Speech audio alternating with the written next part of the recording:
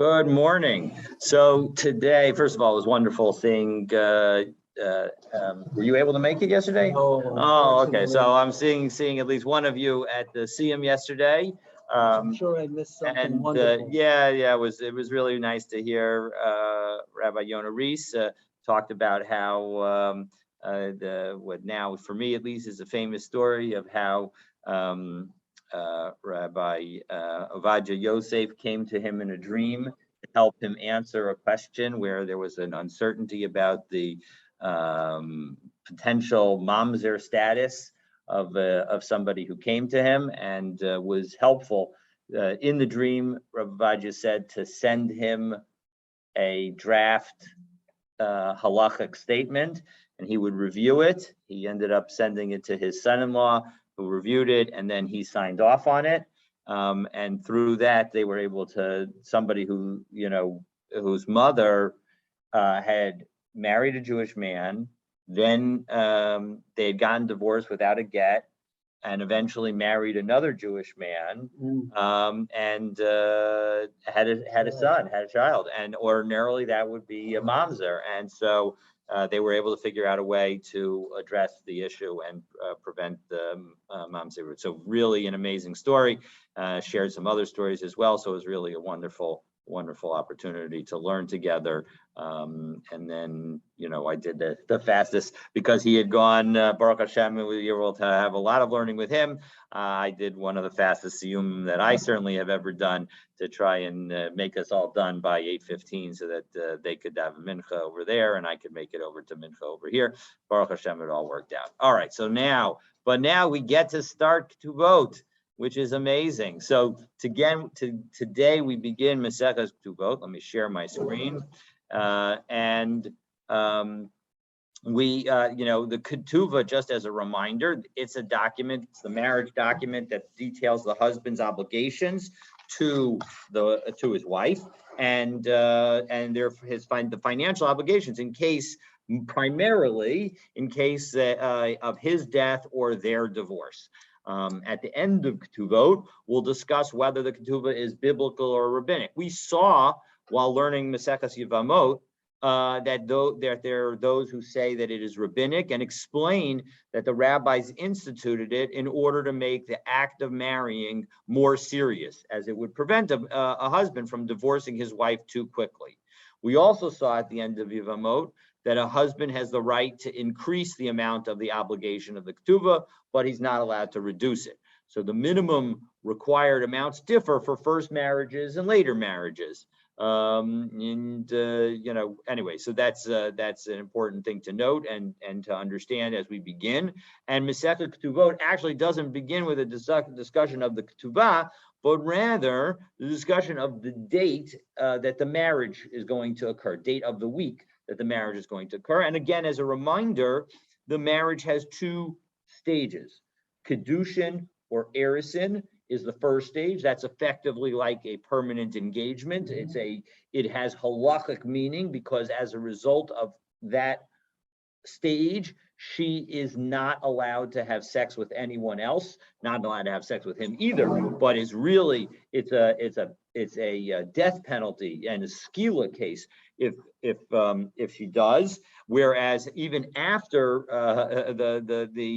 to the extent that skila is considered the most severe punishment, a ordinary woman who has a extramarital affair would only, and the person with whom she has the affair would only actually get would not get stoning, would get the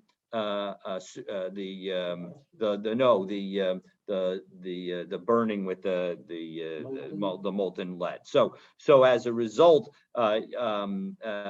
there's an idea that in fact it's even more strict. But anyway, the point is that there are the two stages, and we're going to be now talking about the timing of the second of those stages. The second stage, of course, is Nisuin, and so we're talking about that stage as we begin. So let's get started. So Besula Nisis Liyom Revi, a first-time marriage, a Besula, a virgin, is married on Wednesday. And a widow gets married on Thursday. We're going to explain today why, and indeed we'll have an explanation right now in the Mishnah for the Wednesday. We haven't yet gotten to the explanation for the Thursday. So, all right. So, and why on Wednesday? So the Mishnah continues. Shepa'amim b'Shabbat batei dinin yoshvin b'yayin rod. Because on Thursday, so again, you're going to get married on Wednesday. On Thursday, the Beit Din gets together. And why do we want to enable that? So what days does it get together? It gets together 2 days of the week, by Yom Sheni, by Yom Chamishi, on Monday and on Thursday. So what's the reason? So why do we get married on Wednesday? She'im hayalo tanas besulim. If it turns out they have marital relations and she doesn't have her hymen still, and as a result he wants to accuse her of potentially of having an affair, we enable him to go the next morning to Beit Din, because we want to make sure that he addresses the concern as soon as possible. Now, Rashi in B'Sheni V'Chamishi notes Akan Masar Takanas Shetikin Ezra B'Bava Kama Parak Meruba, that this is one. I'm sorry, Achami Eser Takanas Shetikin Ezra B'Bava Kama Parak Meruba, that this is one of the 10 things that Ezra established. As we will learn in Bava Kama. So Mefarish Lakulho, where there they describe each and every one of those 10. Lakach Tifnu, and this is what, and so as a result of the Takana of Ezra, that they have Monday and Thursday as days of courts, Shetinase B'Revi She'im Hayalo Tanas Besulim Yashkim LaBeitin Ba'od Kaso Alab. Because we want the husband, when he's still angry about it, to go to Beis Din right away. And if there is time between the two, between when he has to go to court and when they would have had their initial marital relations, maybe he will be appeased and his anger will be assuaged. The kaimena, and he'll end up keeping her as his wife. The Shema, he's insa, but maybe she, in fact, did have marital relations while she was an arusa. And if she had marital relations while they were engaged during that period between the Kedushin and the Nisuin, well, then that would result in her being a zona, and that the Nasra Alav, and she would be forbidden to her. Now, just his going the next morning would not, in fact, trigger it, because, of course, there are no witnesses to the fact that she had an affair. All we know is that she is not a virgin. That doesn't. He claims that. Again, fair point. All that we know is that he claims that, and so the Kiyalfina Ministra. So in Sota we learn in Ministra the he nitma'a mitok sheyavo lebeitin. And the point is, so the point that Rashi now touches on is, okay, so well, just because he comes to Beit Din, what does that do? Again, the Beit Din is not going to prohibit, because there's a sex sveka that's associated, and Tosos notes the sex sveka here. And the sex sveka is, one is maybe she had relations prior to the engagement, and the second suffix is maybe she was raped. And in both those cases, even if she was raped in the middle, that would not prohibit her from being with her husband. So as a result, it does not, interestingly enough. It does. I mean, it doesn't in this context. We have seen during the course of Yevamos, I think we saw that possibility that with a stick, that there was that possibility. Through physical. That is true, 100%, that through physical. But and so as a result, that is also, I mean, it's interesting that it doesn't raise that here, but it's not viewed, or at least at this time, it was not viewed as a very likely thing. Obviously, this is one of those things that I think we say sort of nishtana hateva, that on some level the nature has changed. So please. Rashi is kind of like suggesting that the best course is for him to just let the whole thing pass. Don't, right? No. Rashi is trying to say that we don't want that to happen, because we are concerned that maybe they're prohibited to be together. Husbands to go in, it's possible. try and do it. Now we're going to explain. So that by umitoch at the again third line from the end of this Rashi umitosha yavo lebeitin, and because he's going to now come to Beitin yitbarer hadavar. It will become known what happened. Why? Kishayatza hakol shema yavo edim. Because as a result of him coming in, it will be a big to-do. Everybody knows everybody's business, especially if you go to court about it. And so as a result, we'll figure out the fact that if something was up and they had an affair and there was an affair, so witnesses will come and tell us. Now, 1 second. You might be already thinking, why did we say in the Mishnah that you had to get married on Wednesday? We want it to be the day before a day of court. But there are 2 days of court. One day of court is Thursday and one day of court is Monday. So why not go get married on Sunday? Well, that we're going to answer very shortly. So that was our Mishnah, and now we jump into the Gemara. So Amar of Yosef, Amar of Yehuda, Amar Shmuel, Mimnei Ma Amru Besula Nises Liyom Revi'i. Why does the person get married on? Why do they get married on Wednesday? So Lafisha Shaninu. So now instead of answering the way our Mishnah answered, and we're going to ask essentially this question of why didn't we just answer the way our Mishnah answered? And so we will revise the teaching that we're about to offer, but we're going to give a teaching as opposed to this Lafisha, because we learned in a Mishnah, this is a Mishnah later down on Daf Nun Zayin and Aleph, he gives man velo nisu. If in fact a couple gets now one more piece of background note, because it'll be helpful to understand it, and that is that in general we assume that the period between Kedushin and Nisuin is exactly a year. They would do Kedushin on day 1 of the year, and the next year on that same day, that would be the day they get married. So if what happens if they had an engagement and the engagement was supposed to last for the year and now they didn't get married? What is the obligations of the husband towards the wife? Because during the period of the Kedushin, there is no obligation for the husband to feed his wife. They are married, but they're living in separate homes. She stays in her own home.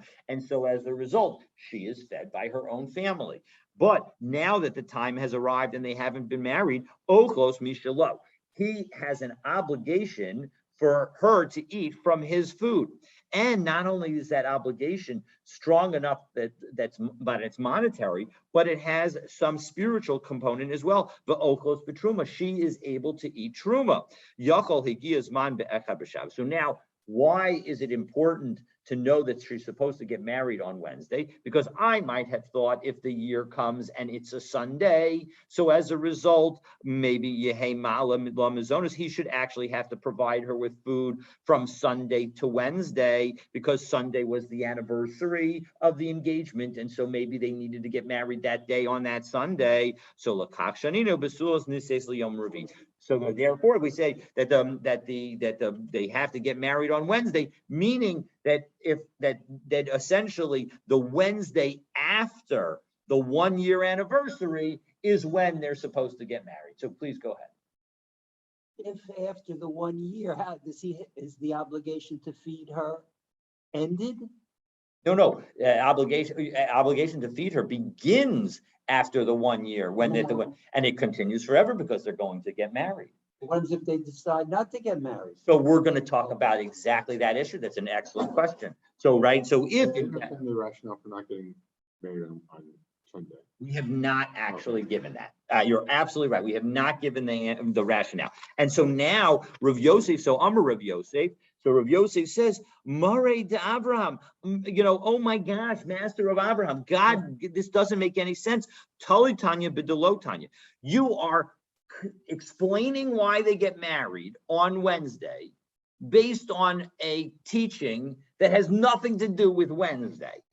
Hi Tanya v'hai lo Tanya. But we got you have a Mishnah here that actually gives you the answer, and this one doesn't even give you the answer. So ha Tanya v'ha Tanya, and it's hi Tanya v'hai lo Tanya, right? So this one Mishnah was taught, and there was no teaching associated with Wednesday. But in our own Mishnah, hi Tanya v'hai Tanya v'ha Tanya, right? In our Mishnah, it was taught, and it actually gives the answer.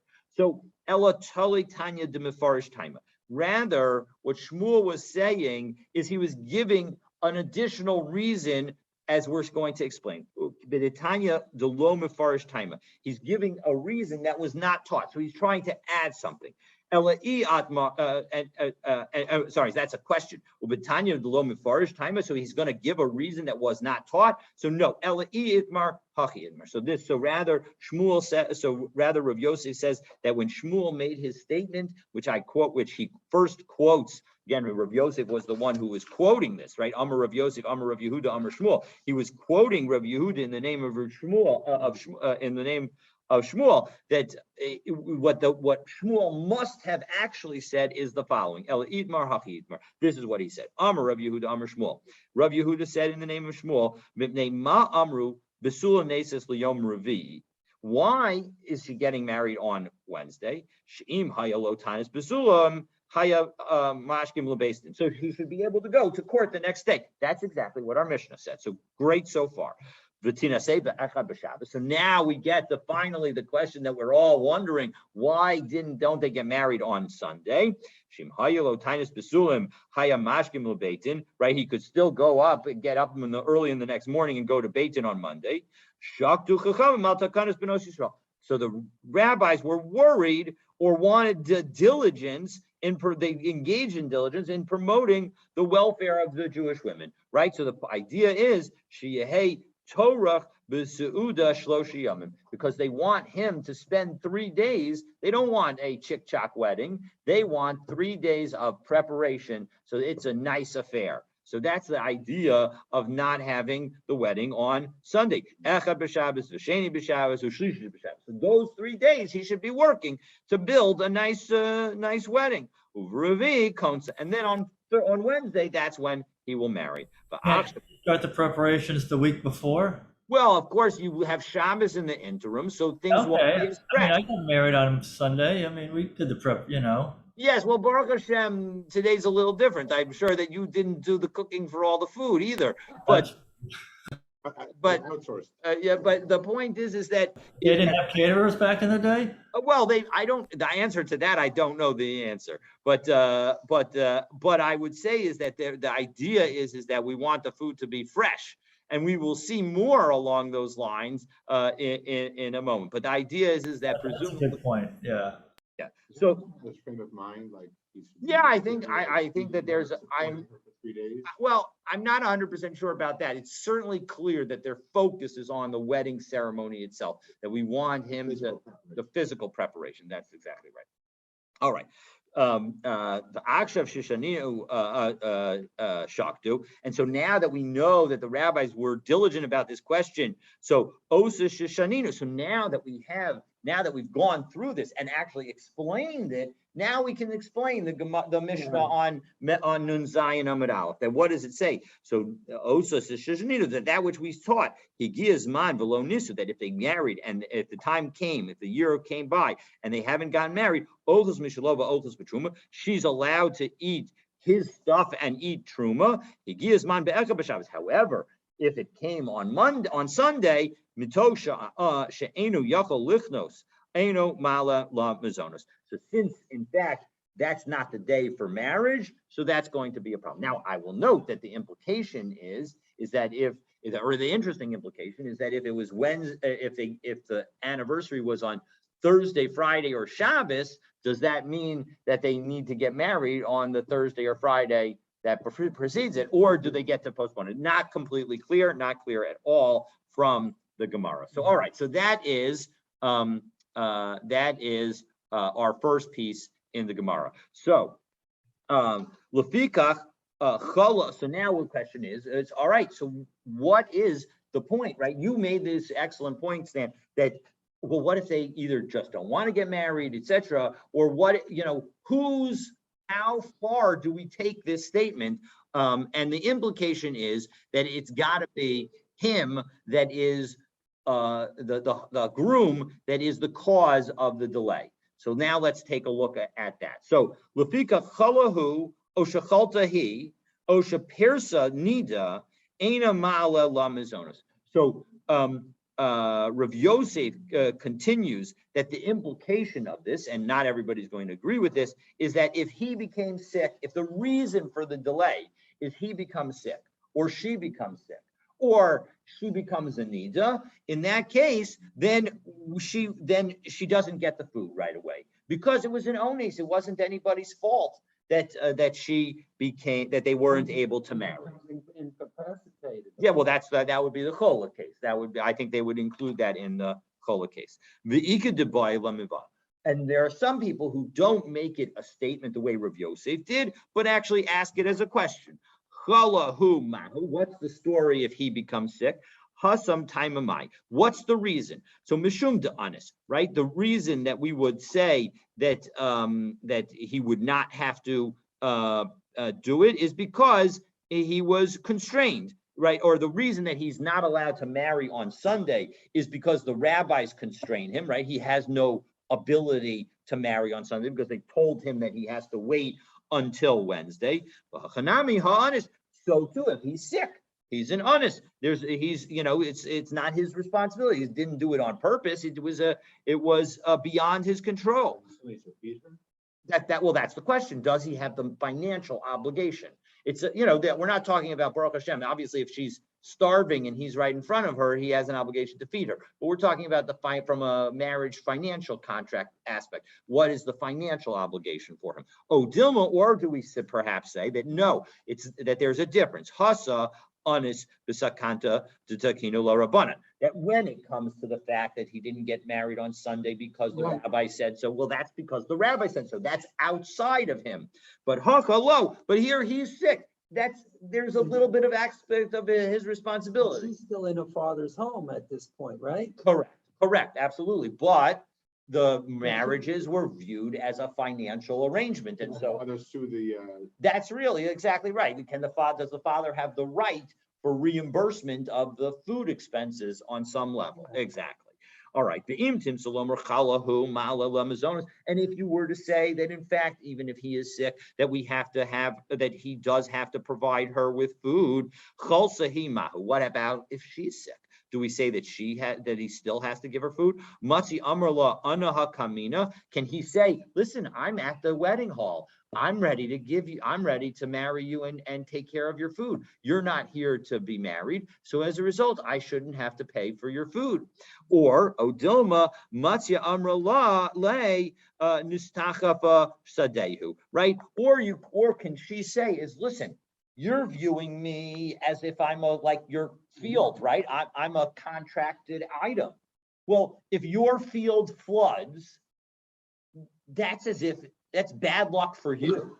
So too, if something bad happens to me, that's your bad luck. It's not that shouldn't affect my being supported. So that's the two possibilities for that. Well, yes, it says, Odilma Matzia Amrale, she can say to him, Nistachafa Sadehu, that it's like your field became inundated. So talking about yes, exactly. Well, no, this is to the sick.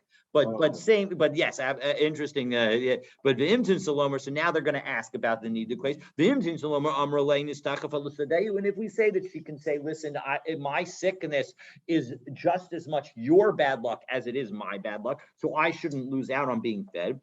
Pirsa Nida Mahu. What's the story if she becomes a Nida? So Bishas Vista. So the Gemara says if it was the time that she expected her menstruation period, well then lo tibailach. That's not really a question because she knew when she was going to get her period. They could have worked something out associated with it. We're not going to put it on him.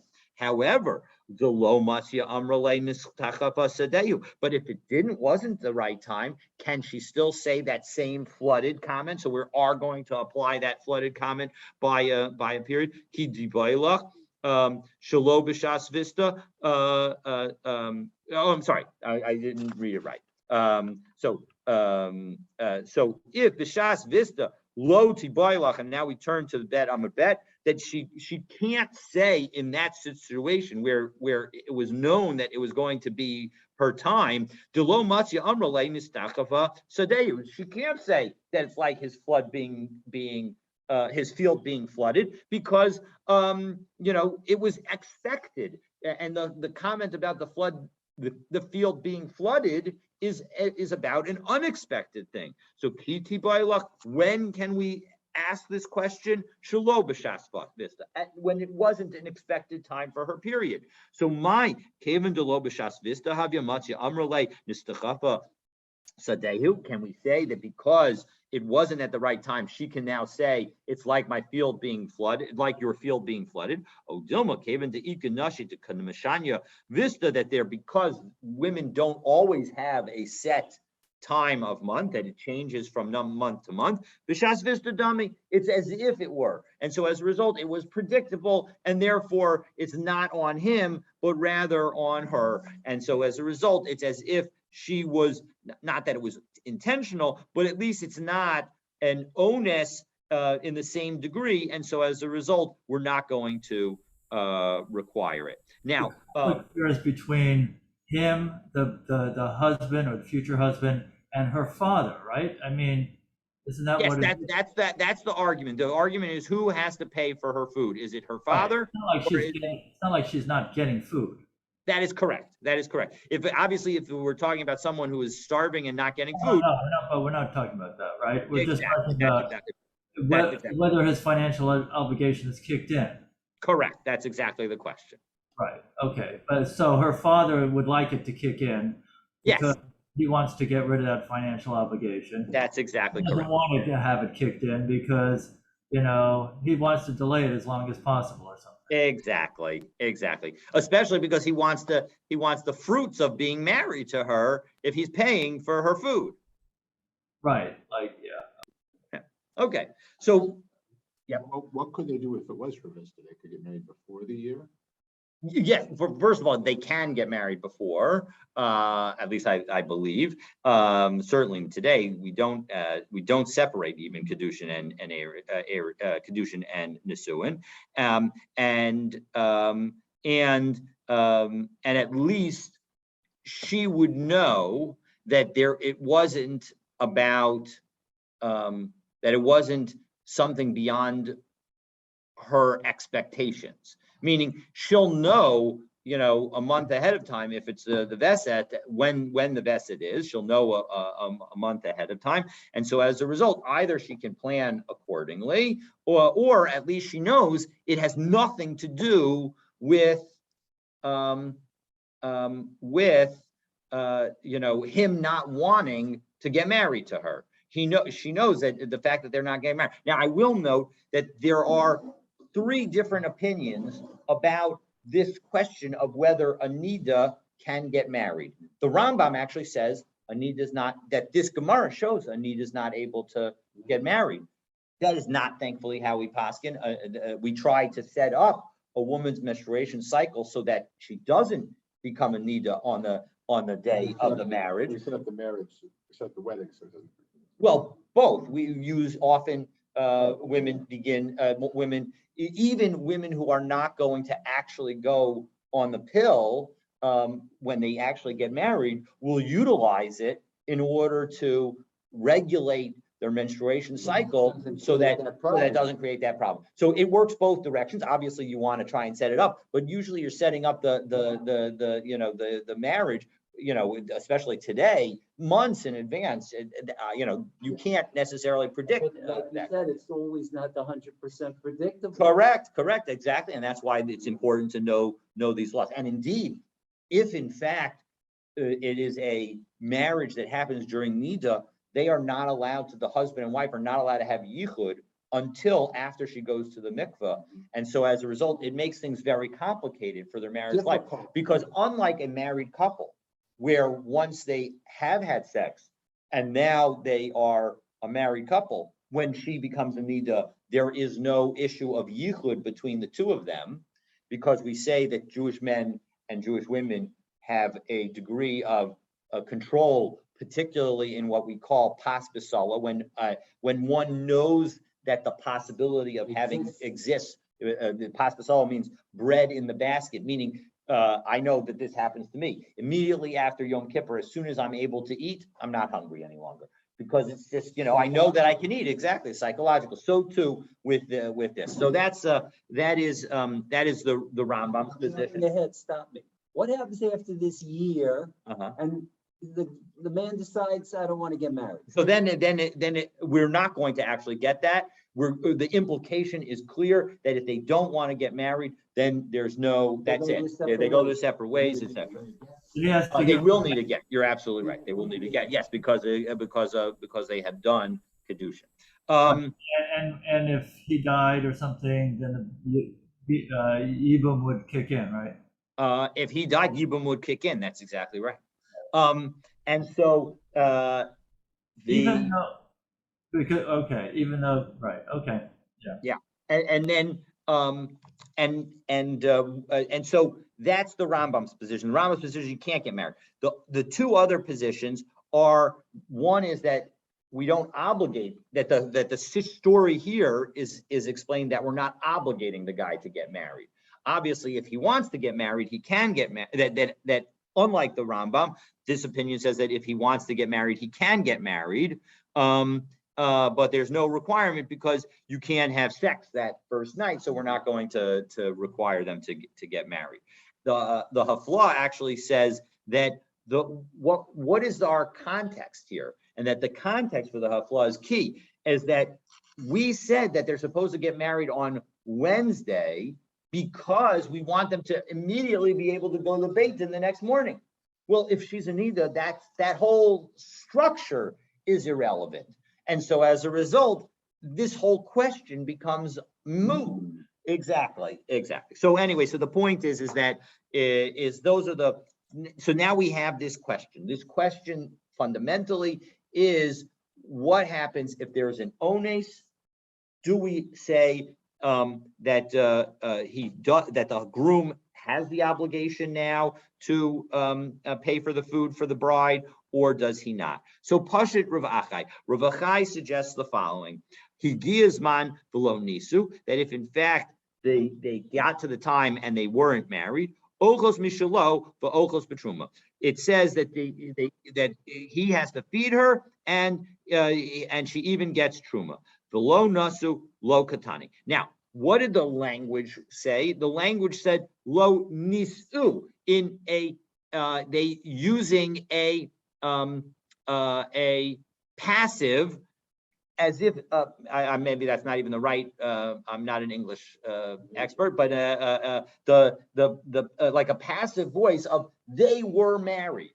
So why does it use that? Well, that implies that it's sort of like a lo nasu lo katani, and it didn't say he married. It didn't say that he didn't marry. So what's the implication? El lo nisu. Again, they were not married. So hechidami. What's the case where it's not, he's ready to do it?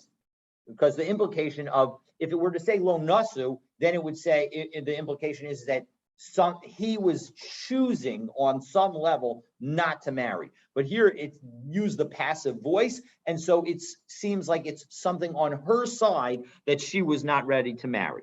And so hechidami, what's that case? Idakama akven in he, if they were intentionally trying to delay the wedding. Amai ochos mishalova ochos betruma. Well, in that case, why should she get anything? Meaning, if they're doing something intentionally, if she is saying, listen, I'm not ready and I need another month, so then of course he doesn't have to feed her. Elolav de itnis bahai gavna. It must be that she is prevented in some way, like we were saying, that she's sick, Bikatani, and yet in that Mishnah it still says ochos mishalova ochos betruma, that she has to eat truma. So according to Rav Achai, you are obligated, the groom is obligated to feed her, even in these onus cases.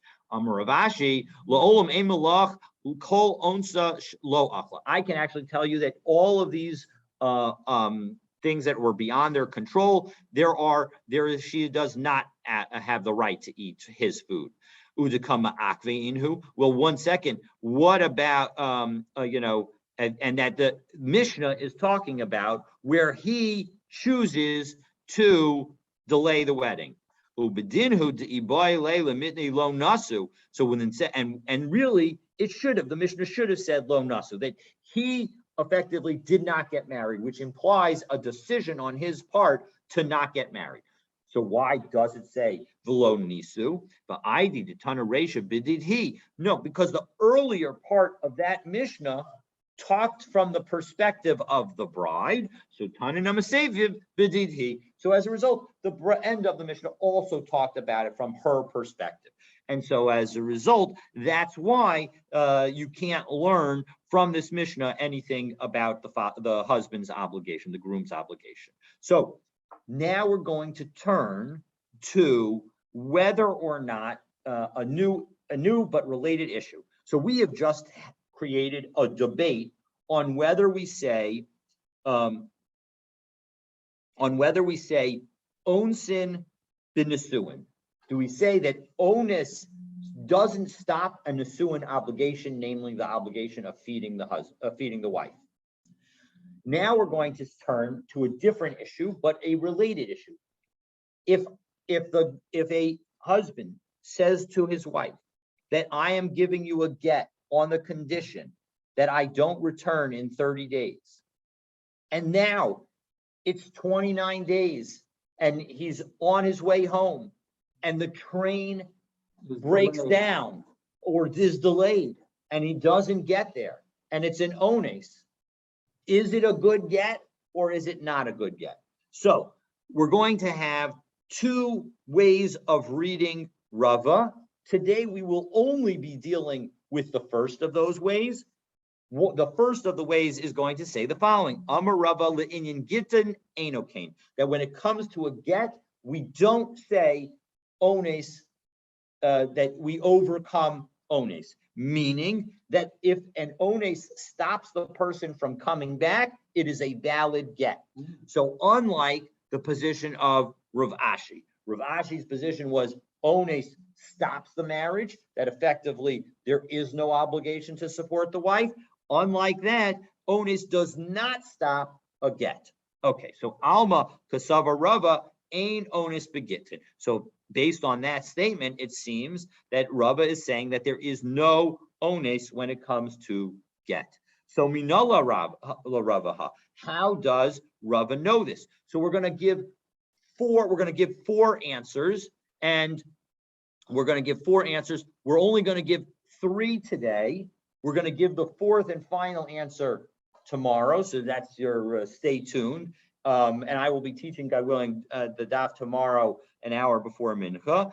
And each of the three that we're going to have today are all going to be rejected. So let's take a look at the three. Shouldn't this be in Gittin? Yes, it absolutely could be in Gittin. I don't know whether it's also in Gittin. Let's see. Aleph.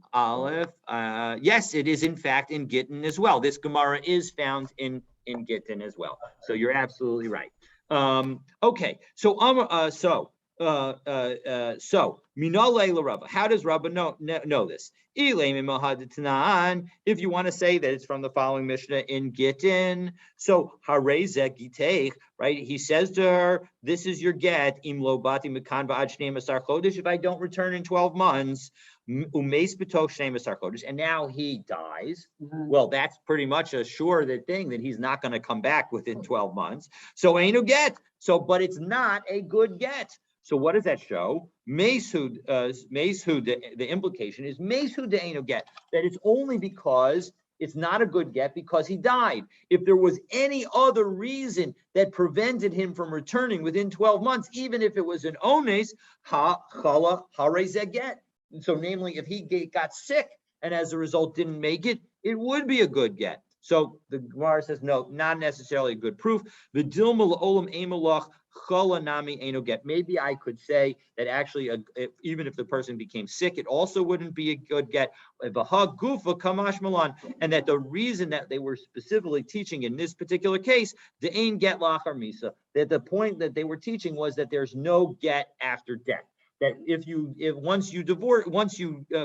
once somebody dies, there is no possibility of doing a get. When can't divorce a widow. Exactly. Well, second, ain get achar misa. If you want to say that that's what we're learning here, hatanale resha. In an earlier aspect of the Mishnah. And it's not the same Mishnah, at least not in our Mishnayos, but it's in earlier. It's all viewed sort of like as one big Mishnah. But the point is that they already taught that idea, because what does it say? Harezek yitech imati, that this is your get if I die. Harezek yitech mecholi zed. This is your get from this illness. Harezek yitech la'achar misa. This is your get after my death. Lo amar klum. In all of those cases, and in particular the last case of this is your get after my death, he has not actually said anything, not a good divorce. Well, 1 second. So dilma la'apuki midrabosenu. So yes, you're right that we already know this principle, but the rabbis say Titanya v'rabosenu hitirua lehinasei, because the rabbis say in a brisa that in the case where a man gives a get and dates it today, so he dates it, what's today, July 8th, 2022, and he says, if I don't come back by July 8th, 2023, you get a get. This is your get. This is a get. And he doesn't say from now, but it has the date of today's date. The rabbis say that the implication is, and because what is the date that is going to be looked at as the date of the divorce is the date that's on the document. So we'll view it as if he said that it's as if it happened from today. Even though he didn't use those words, we'll see in a moment that if you use those words, it is a good get. So that's the story. So as a result,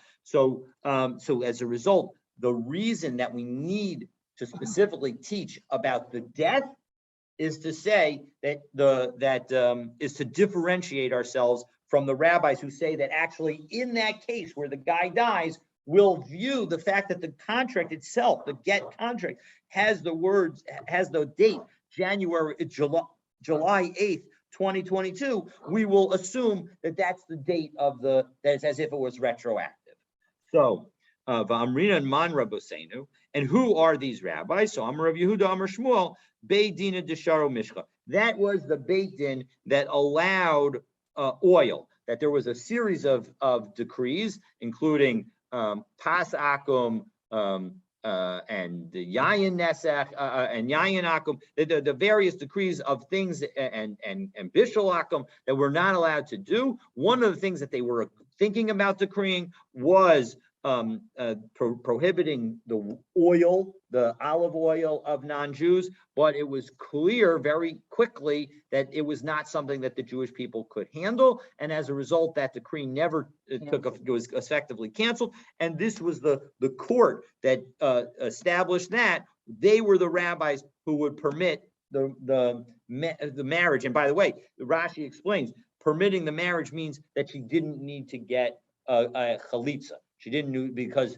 the get was a valid get. It means that there was no chalitza required. Rashi says about 8 lines up in the narrow lines, below chalitza lahahi de'im lo bati. That even if he didn't come back because he died, that that was the reason that he made the get, and the get would be considered a get even if it was as a result of his death that he failed to come back. So savrale. So now, and what's the reason? What are the reasoning of those rabbis? So Sabri, like Rabbi Yossi, because they say, like Rabbi Yossi, the Amars Manu Shel Shtar Mochiach Alav, the date of the contract on the document, that is going to attest to what was intended. And because the date on the contract is July 8th, 2022, when the guy doesn't come back, it means that it was a retroactive to this date. Okay. So that was effort number one to provide a source for why Rabbah says Ein Onsin Begitten. So now we're going to try number 2. So let's take a look at the end of that Mishnah that was from Gittin Daf Ayin Vav Amabet. So mi'achshav im lo bati mikan ve'ad shnei masar chodesh. If the guy says that the divorce takes effect today, if I don't come back in 12 months, umeis b'sof shnei masar chodesh, and now he dies within 12 months, harei zeh get. It is a valid get. So meis v'hu din l'chala. So it should be that if the guy doesn't come back, there's no greater onus than dying. And so as a result, if he's sick, right, that also should mean that he doesn't come back. No, the Gemara says it's not necessarily a proof. Maybe it's only if he were to die.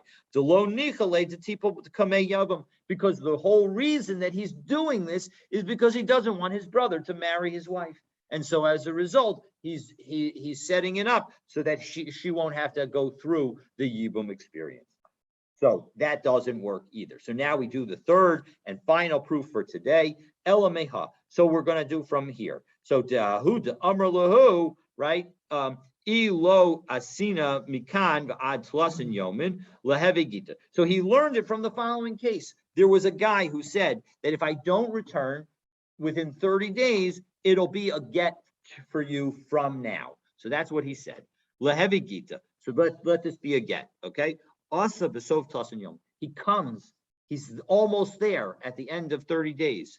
Upsake Mabara. And there's a crossing. Now, the translation here suggests that there was a river, but one could imagine that the roads were washed out and he just can't get away. In Israel, there are places where you can have a sudden flooding, and you can imagine exactly. So there's a flood and there's no way for him to get Amar Lahu. And he says from the other side, but he's not back in the town. And that's where he said he was going to be.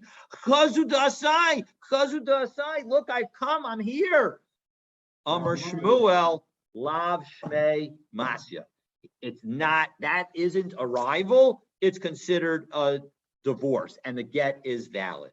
So the Gemara explains, so doesn't that show why Rava would say Ona ein onsen begitin? Isn't this an evidence of that principle?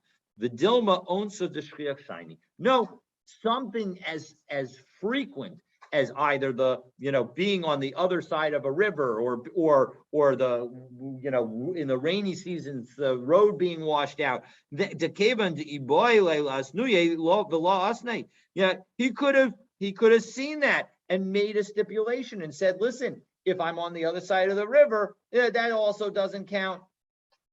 So as a result, he's caused his own problem. And so as a result, we've tried 3 times to prove ein onsen begitin. We've been unsuccessful. And so now we're going to try one last time. It'll end up being that it's Rava's own reasoning that will help us. And we will see that, God willing, tomorrow. And then we will flip the entire Gemara. And we will flip it and say that actually maybe Rava said yesh onsen begitin. And we'll see all of that, God willing, on Shabbos. Have a wonderful, wonderful Shabbos. A pleasure to begin a new Masechah with all of you. Thank you all. All right, great to see you all here.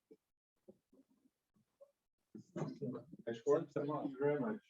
Well.